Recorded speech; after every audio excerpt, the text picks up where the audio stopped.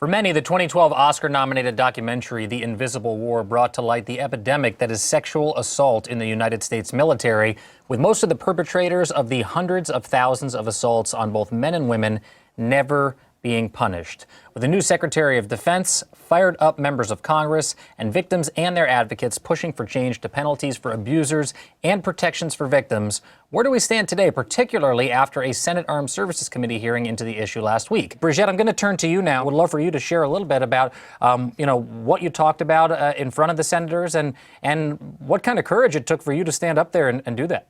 It did take a lot from me because I had not officially told any of my family or my close personal friends any of the details of why I had exited the military. What basically happened in my situation was that I was repeatedly raped and sexually assaulted and having sexual harassment in my unit. By the time I had spent 3 years in my unit, which I'd come to a point where I couldn't take it anymore, and one of the sergeants basically came along and said, let's file a report, a woman, NCO, non-commissioned officer. And when I put the paperwork forward, my command basically said that I misunderstood the perpetrator, that he was trying to help me. And then later my first sergeant came, pulled me aside and said, what is it that you want? And, at that time there wasn't any big conspiracy. I didn't want anything major. I just didn't want to be sexually harassed while I was at work. And I didn't want to continue to have to fight off this gentleman, this NCO, while I was working.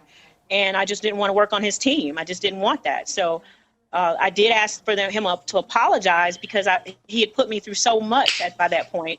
And so, basically his apology was just sorry. Did you feel any more optimistic in the wake of the hearings and in testifying that we'll see some action here to protect others from what happened to you? Well, I'm cautiously optimistic. There's like two different sides to this.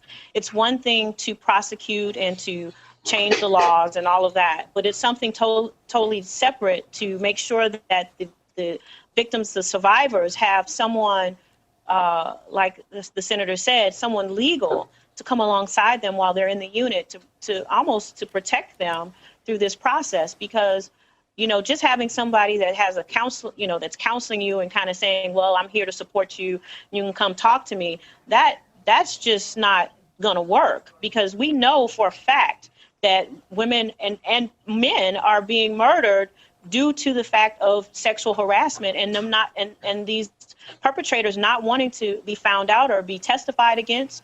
I mean, we have numerous incidences of this. So we better make sure that not only are we just changing laws and making sure people are educated, but really protecting the survivors of sexual assault, sexual rape, sexual harassment.